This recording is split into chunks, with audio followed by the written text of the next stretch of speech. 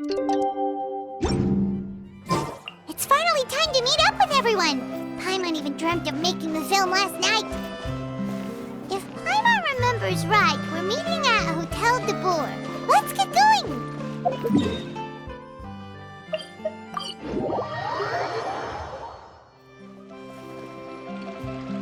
Ayaka! Yoimiya! You're already here! Good morning. Xavier said yesterday afternoon went well.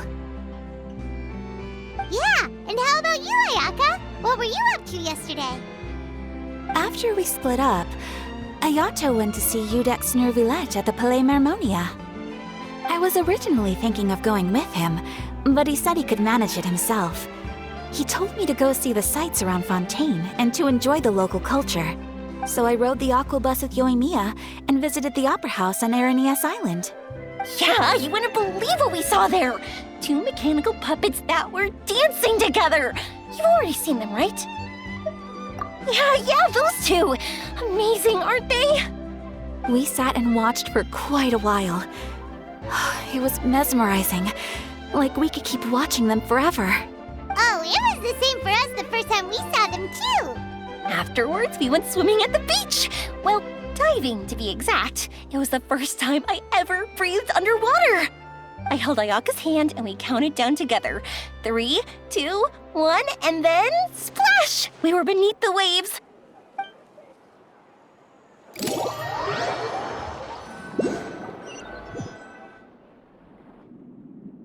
At first, I didn't dare to open my mouth. But once I couldn't hold my breath any longer, I decided to take a big breath in. Turns out the water wasn't as salty as I imagined. It didn't really taste like anything at all. Before I knew it, I was breathing like normal down there. It was an amazing feeling. Ayaka said I was too nervous and needed to loosen my grip. She got used to everything way faster than I did. I knew that the Traveler could do it, so I had no doubt we could do it too. That helped me feel at ease as soon as we dove in. The underwater world in Fontaine truly is beautiful. I love seeing the Romaritime flowers blossoming underwater, like little candles lighting up the streets at night. Yeah, and there were so many creatures that we've never seen in Inazuma. Like those fish that shimmer like a sword blade. Whoosh! Oh, and those big fish that call when they see people. Ooh. Oh, you mean Hunter's Rays and Blubber Beasts! I just love the name Blubber Beast. Just wait till Pops and the others hear about this. They probably won't believe a word I say.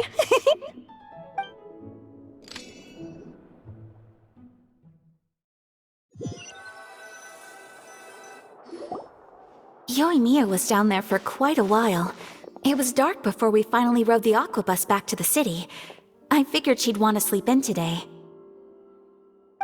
Yeah, even I was worried that I wouldn't be able to get up. I still felt like I was drifting in the waves when I went to sleep last night. But as soon as I woke up today, I remembered that we'd all be shooting a film together, and I was ready to go. Speaking of the film, where's everybody else? My brother and Xavier were speaking to the restaurant owner about using the place as a filming location. They should be here soon.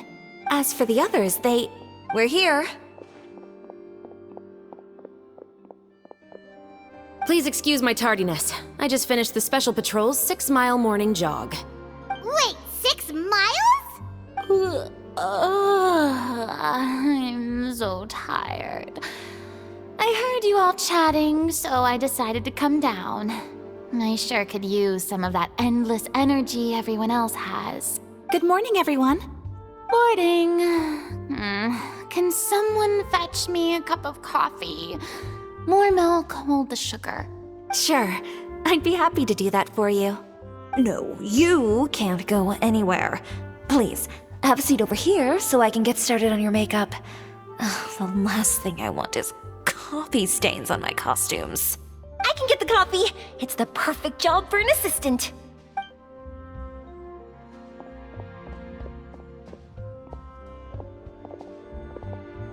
So much energy. Seriously, what's her secret? Oh, Yoimiya's always like that. But you sure look exhausted, Farina. It's because you're not used to waking up so early, huh? Of course not. I spent the whole night reading the novel from cover to cover, marking sections that either need to be omitted or adapted. Wow, Paimon didn't expect you to be so thorough. Well, I was the biggest star in all of Fontaine after all. It takes more than just a pretty face to earn a reputation like that. I know how to get serious when the situation calls for it.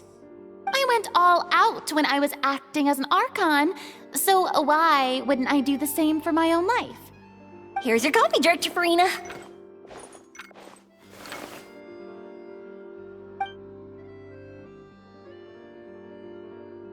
Oh, thank you.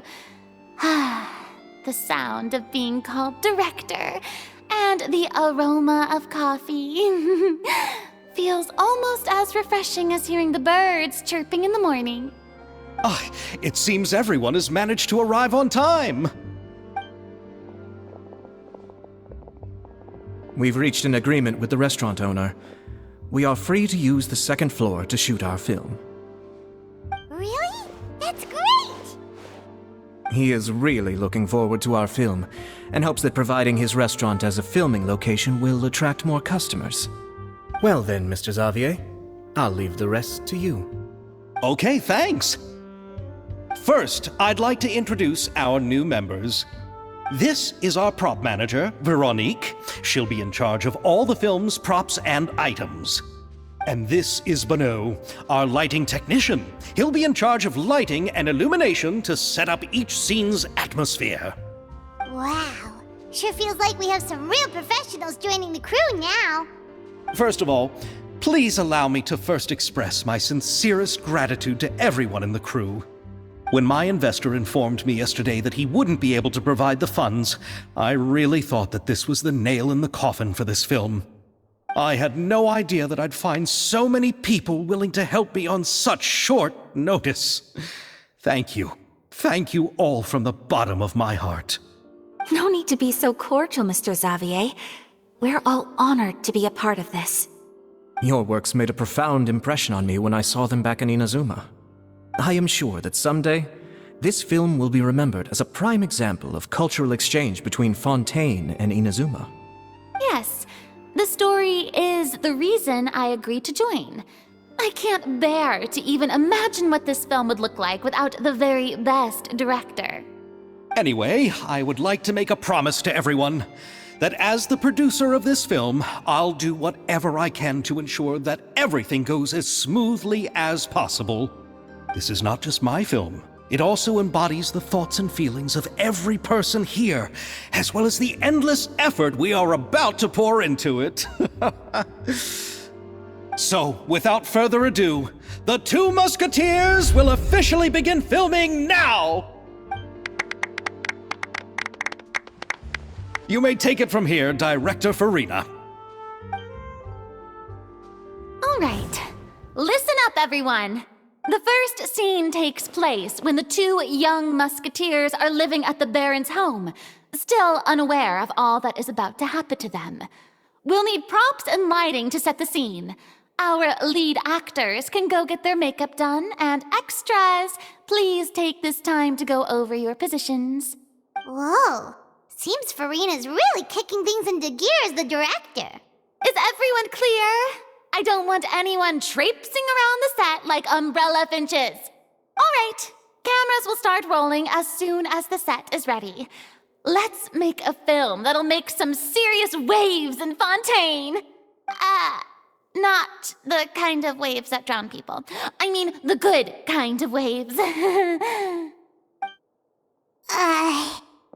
like she's still a bit traumatized by that. Anyway, let's go see if there's anything we can do to help.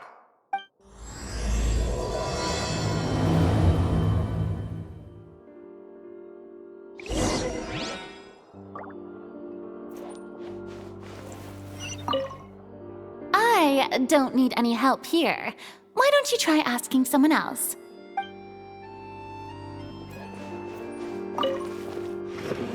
How about here? A little more to the left. You got it. Hey, Yoimiya, do you need a hand? No, I'm fine. You know, doing the lighting is kind of like designing a fireworks show. It's interesting to imagine what kind of atmosphere the lights will create. I heard that the Traveler will be operating the camera and Paimon will be the clapper loader, right? Those roles are just perfect for the two of you. Really? Is that because it'll be easy for Paimon to hold the clapperboard while flying? Well, sure, there's that, but that's not exactly what I meant. I just think that after all your journeys together, you two must have developed a super close bond and just naturally know how to work with each other. If I'm not mistaken, the director will want the cameras rolling as soon as the clapperboard goes clack. Oh, I see! It's amazing to see the magic behind filmmaking. Yoimiya, we need lights over there too. Oh, on it! I've got to get back to work. Chat with you later. Oh, it's exciting to see so many people working together to bring the film to life.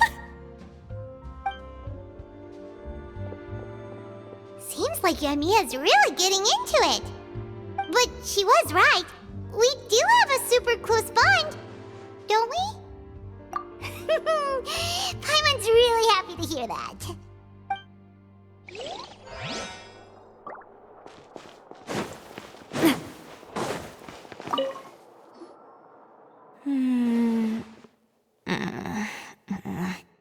Ayaka has mentioned you to me before. She said that you two were great friends when you were kids. No talking. I'm thinking about how to do your eyeshadow. Ah, yes. To help me really look the part. To achieve a more young and naive look for this scene. Are you saying the wrinkles around my eyes are too deep? You just have too much of a calculating look in your eyes. You sure don't mince your words. It seems you really haven't changed much. Quiet.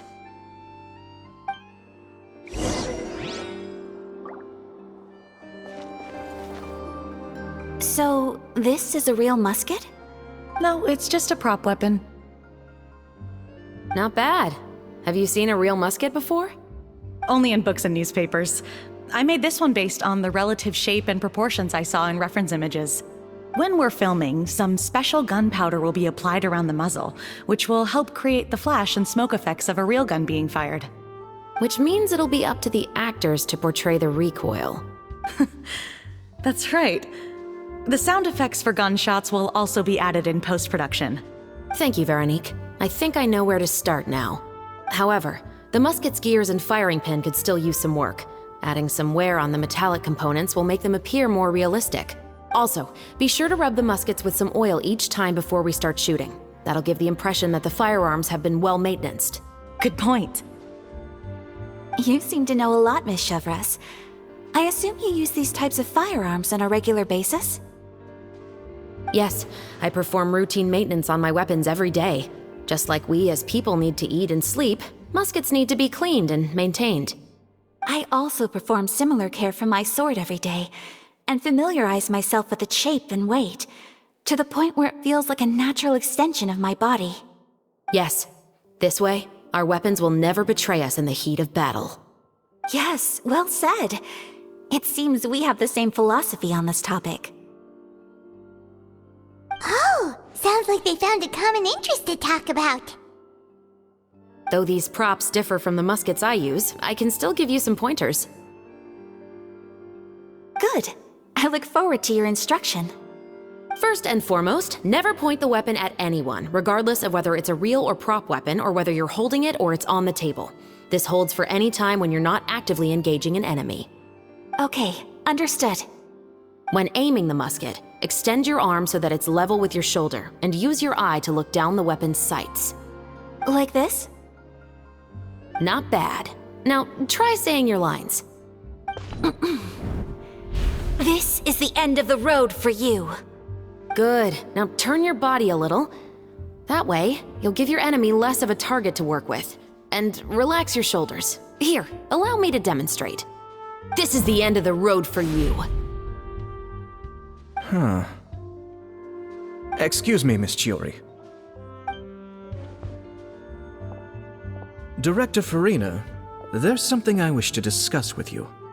Oh? What is it? Like this? Yes, much better. What do you think? I do see your point. But are you sure you wish to do this? I believe it would be most fitting. Well, if you insist. All right, I understand. Miss Ayaka, Miss Chevris, could the two of you please come over here? Huh? What's going on? Are we gonna start filming now? Let's go see. What is it? I have a question for you, Miss Chevris. Would you be willing to play the role of a musketeer? What? To clarify, I would like to turn over my role to Miss Chevris. But brother... Don't worry, Ayaka. I actually view this as a good thing. I was becoming troubled trying to set aside some time to speak to the staff at the Palais Mermonia.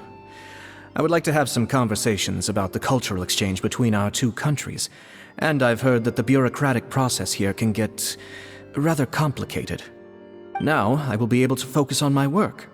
Besides, you also know that I'm not really one for public performances. Are you really sure? From a director's point of view, I also felt like the relationship between the two musketeers in the original story could be improved. The older brother in the story plays the lead role with his overbearing character, but this causes his character to overshadow that of his sister, and the theme of the two supporting and relying on each other isn't conveyed very well. But if we were to change the siblings to two sisters of a similar age, then that aspect of the story might come through more clearly. Also, I've seen you instructing Ayaka. That cold and dignified personality is exactly what we need for the older musketeer. Of course, even with all these insights, the decision should still be made by Miss Chevris. Chevros mentioned that she really likes the story, right? Paimon bets that she'll take the role. All right, I'll take the role. Good. It's decided then.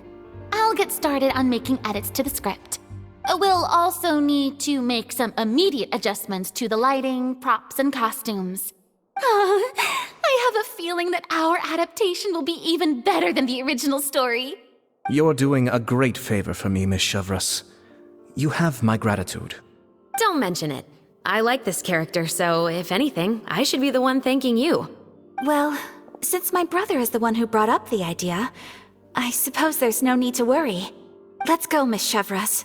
I look forward to working with you. Please, just call me Chevris.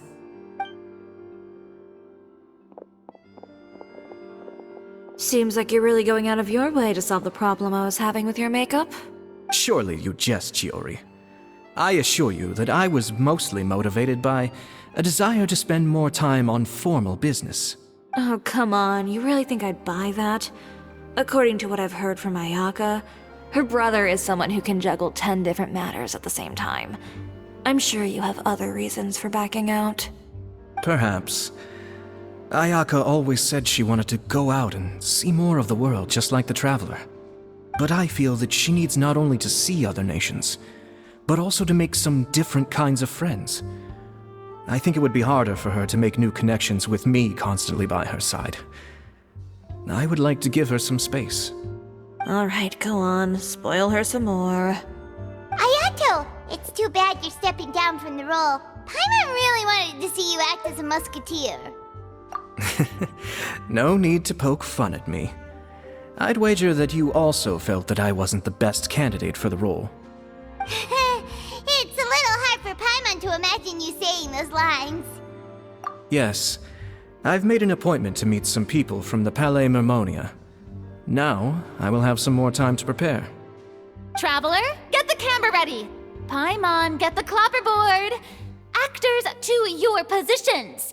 We're about to start shooting the first scene. Go on now.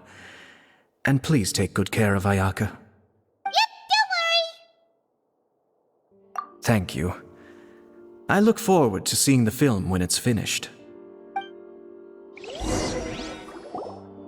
All right, now that we're all here, let me help set the scene for everyone.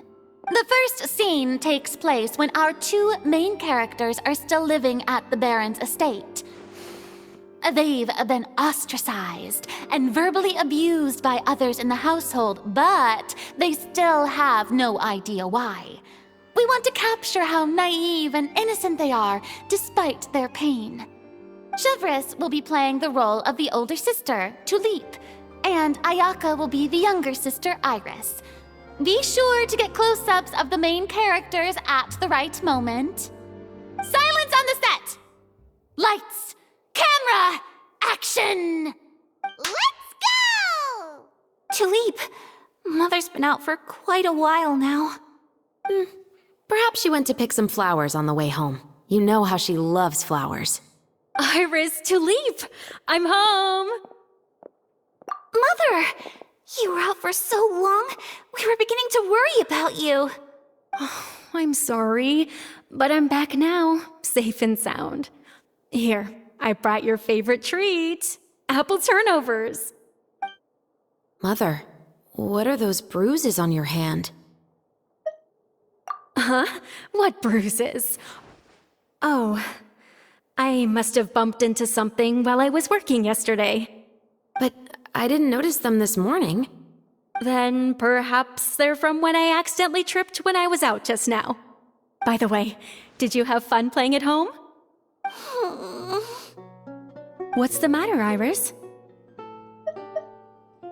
Well, we've realized that no one really wants to play with us. They even took Iris's doll and spat at us. And they even called us names. They said we were... Shh. It's all right. Don't worry. Girls, listen to me. It doesn't matter what anyone says. Don't listen to them. No one can define you with such words. You both have wonderful lives ahead of you. Just like your names. You will both blossom like beautiful flowers. Maybe your time to blossom hasn't quite come yet, but one day, you two will bloom more beautifully than anything else. Don't let the soil you're in now ruin your future beauty. Understand? My dear daughters. And cut! Not bad. The actors' emotions were all on point. Let's keep that take. Also, if our clapper loader could avoid shouting at the start of the scene next time. Oh, got it. Great. I was a little worried that my nerves would get the better of me. What about you, Chevres? I felt fine. The lines weren't too difficult at all. Seems like Farina must have adapted the role nicely. You two were great. I couldn't tell it was your first time acting in a film. You should have more confidence.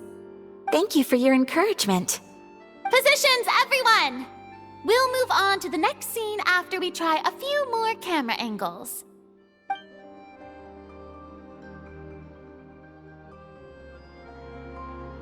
This scene is when our two characters return home, only to discover their mother has been murdered. Ready? Lights! Camera! Action! Mother, we're back. Mother?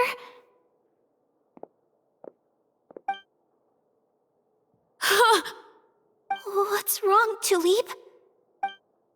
Iris, stay away! Huh? Why? What's... Mother! Mother... She's...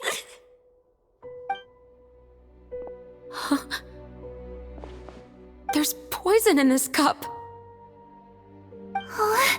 I could have sworn I've seen this kind of cup before. Those aristocrats. They didn't even try to cover up their actions.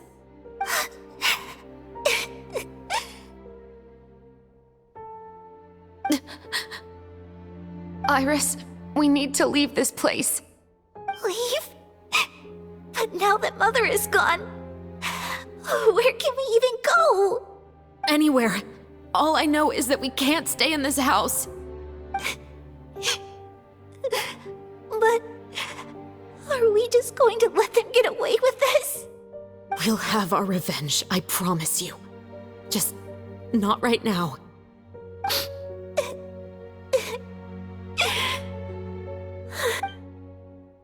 Come on, let's go. No, wait. We can't just leave Mother here like this. At least let me leave this rose with her. That's why we went out in the first place. To buy her this flower. All right. Goodbye, Mother. We'll avenge you. Someday. And cut! Beautiful! Great performance! Oh my, you're so amazing, Ayaka! And were those real tears I saw? How did you do it?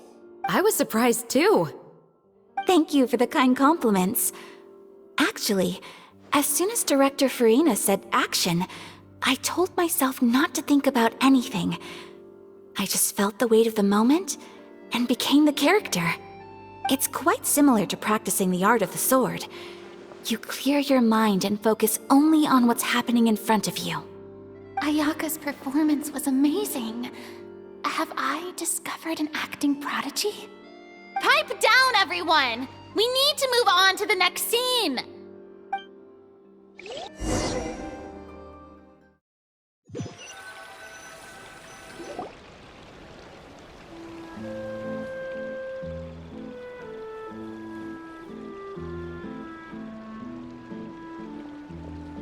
Huh? Are we done already? But Paimon wants to keep playing with the clapperboard. How do you feel, Traveler? Is your arm sore from holding the camera all day? Good work, you two. You too, Shivers. You were quite the actress today. I've read this novel many times before. I have a good grasp of my character's mindset. Anyway, do you remember my request from yesterday? Oh, right! We were having so much fun that Paimon nearly forgot! You have a case where the murders seem really similar to the cases in the novel, right? So, how are they similar exactly? In the story, the main characters grow up to become two musketeers, always using their guns to carry out their revenge. And on each of the victims, they place a rainbow rose as a signal that they've returned. Yes, that's correct. We found rainbow roses just like in the novel. Seems like you're connecting the dots now. Oh, that does sound pretty concerning. Especially after seeing the script today. Oh, now Paimon can't stop wondering what kind of ulterior motive the murderer might have. What do you think, Traveler? You're smart. Paimon wants to hear your thoughts. Good. On behalf of Fontaine's Special Security and Surveillance Patrol, thank you for your dedication to justice. There's no time to lose. We should start investigating right away. Follow me. Huh? Right now? But we just got done filming all day. Paimon's so tired. The most valuable intel always comes after nightfall. They are like small, remote islands in the middle of the sea. If you don't stay vigilant, you will pass right by them in the fog. That's how one of my favorite books always puts it, at least. So where are we going right now? Let's start by checking out some workshops that sell mechanical components. If the culprit is making their own weapons, it's very likely that they'll visit those sort of places.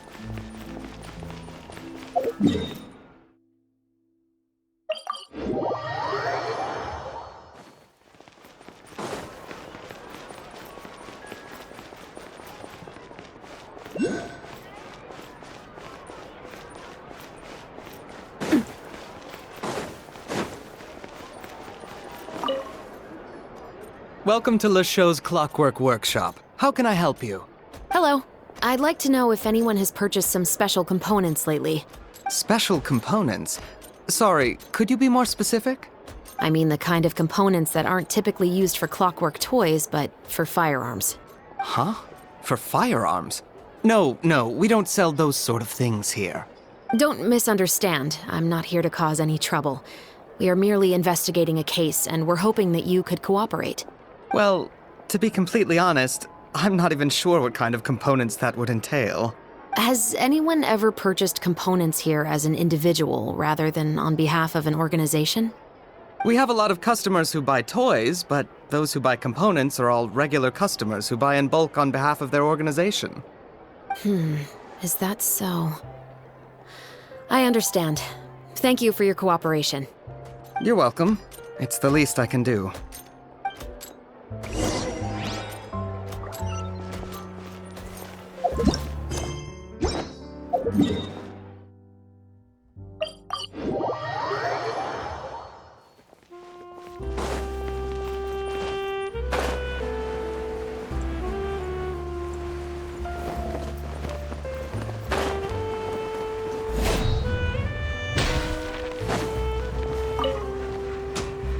Oh, hey, Chevris. Run out of oil for your musket again? Hello, Estelle.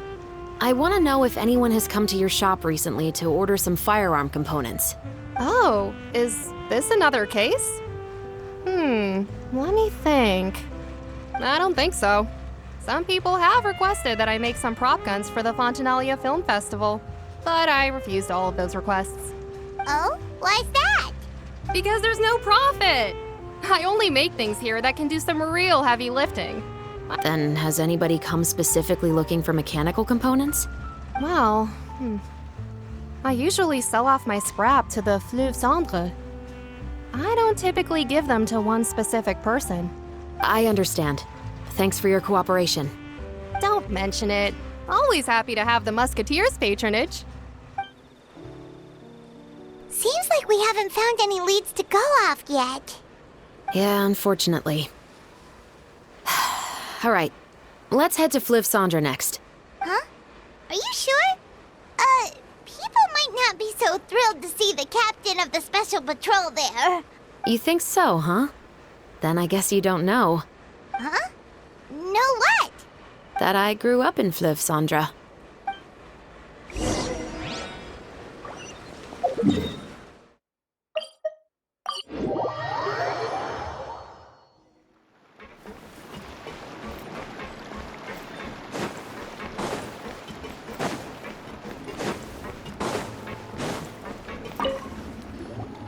Hello, I'd like to ask some questions.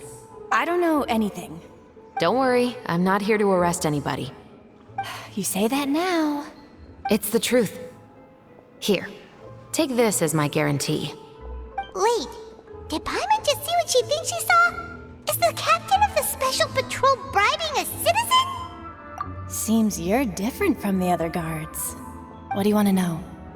Have you heard anything related to muskets in Fleuve Cendre lately? Anything at all? Muskets, huh? All I know is that about 2 weeks ago, we started hearing some loud noises at night. So loud that it's been waking me up. Were they gunshots? Possibly. It's hard to tell around here. Someone's house collapsing, a pipe exploding somewhere, it's all the same. But the noises I'm talking about definitely happened after I fell asleep. Do you know where the noises were coming from? I don't remember clearly. Is it that you don't remember, or that you need to think about it some more? You tell me. Then please, think about it some more. She's giving her even more Mora! The noises came from the end of the Southern Waterway. I came out and had a look for myself when I wasn't sleeping well, but I didn't dare get too close. That's all I know. All right, I'll take your word for it. Thanks for the pâte de fruits.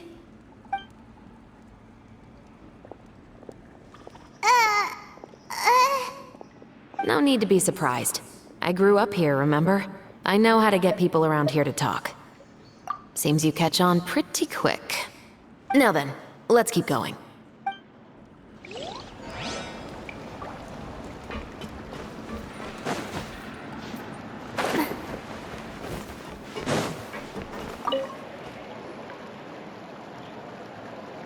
It's been a while, Tetro. Please, just get on with your request. I want to know if you've heard anybody talking about muskets lately.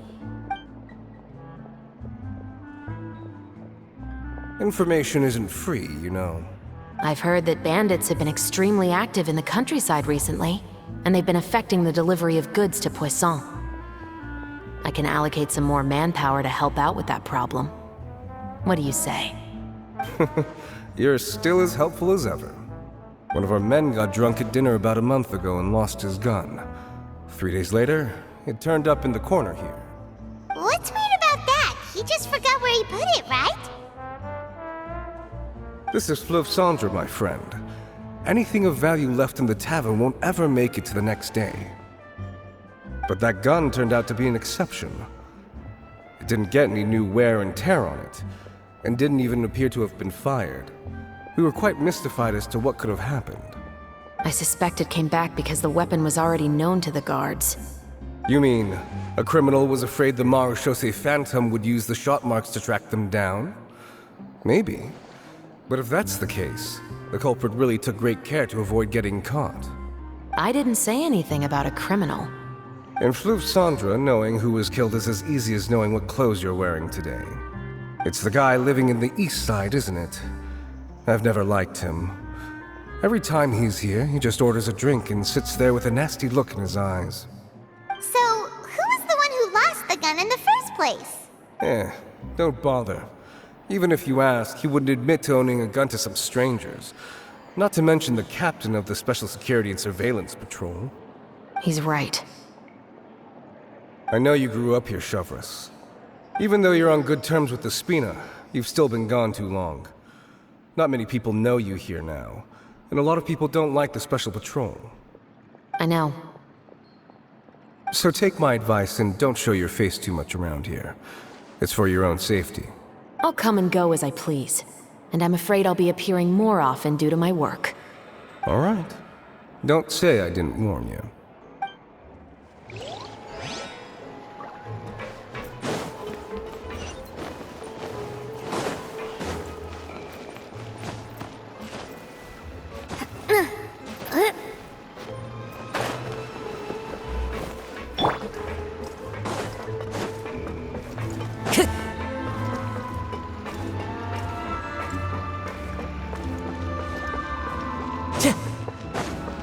Time to go.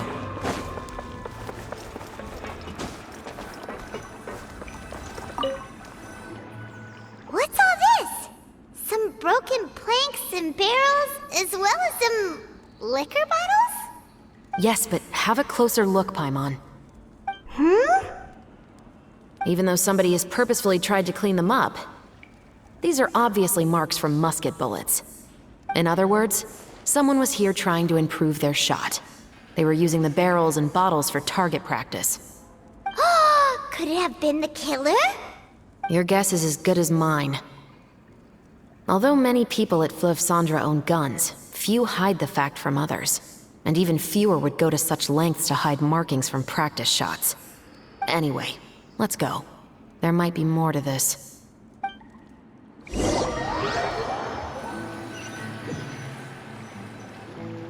Seems like that's all we'll be able to uncover for today. Paimon feels like we managed to learn a lot more here than up on the surface. Yes. Assuming that everything we found is indeed connected to our suspect, then their timeline was probably something like this. A month ago, our suspect found a gun and took it home to disassemble it. Once he'd figured out its mechanics, he brought it back. In the following weeks, he used some parts to create his own makeshift musket, and took it to the Fleuve Cendre for target practice. Then, a few days ago, he found his target and carried out the murder. Once the deed was done, he left a rainbow rose on the body, just like the scene in the novel. That all makes sense to Paimon, but we're still no closer to figuring out the killer's identity! The deceased was a resident of Fleuve Cendre. It's said that he was a poor, solitary man. Yeah, that's also something I'm trying to figure out. If we are indeed following the novel, and there's a story behind the murder, then this murder should be an act of vengeance. But according to our investigation, the deceased didn't have any enemies. He was no saint, but no one's heard of a rival who hated him enough to shoot him dead. Much less care to leave a rose on his body. What message is the killer trying to convey, and to whom exactly? We've thoroughly investigated that possibility. He claims to have spent the whole day at the Opera House on the day of the murder, and the staff there have confirmed his account. Okay, so he has an alibi. Not only that, he lacks a credible motive as well. He has a family of his own, and both of his parents are still alive. I've looked into his records. He was adopted at the age of 6, and all the proper procedures were followed. There are also records of him at an orphanage before then. In the story, the mother of the 2 musketeers was murdered after the children turned 10. Of course, he could have changed the children's ages, but I don't want to assume anything without evidence. More importantly, I've also had a chat with him in person. He didn't seem like the kind of person who would pull the trigger to kill a man. Then, what should we do now? We have all this new information, but it doesn't help us move forward. Investigations take time. I didn't expect us to catch the culprit in just a single day. How about this? Let's spend the next few days filming with the crew. We can continue the investigation once we're done with the film. I'm sure that given time, new leads will present themselves. Wait, but weren't you saying Intel is like small, remote islands in the middle of the sea just a moment ago? Wouldn't you just miss them if you were to stop looking? Ah, but the book had more than one reference to the islands, Paimon. Oh? What else did it say then? As long as you spend enough time sailing through the fog, you'll eventually come across an island.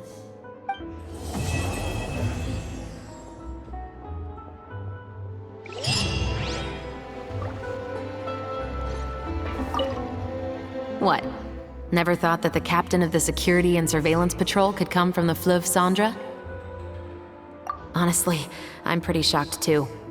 There used to be a time when I thought I would never be able to join the guards. But as long as you can distinguish yourself through your accomplishments and skills, you'll eventually be recognized for your worth. If you look at it another way, my life at Fleuve Cendra has actually taught me a lot of valuable skills. Skills like how to barter with criminals or how to think in their shoes. Of course, I'd appreciate it if you could keep this a secret between us.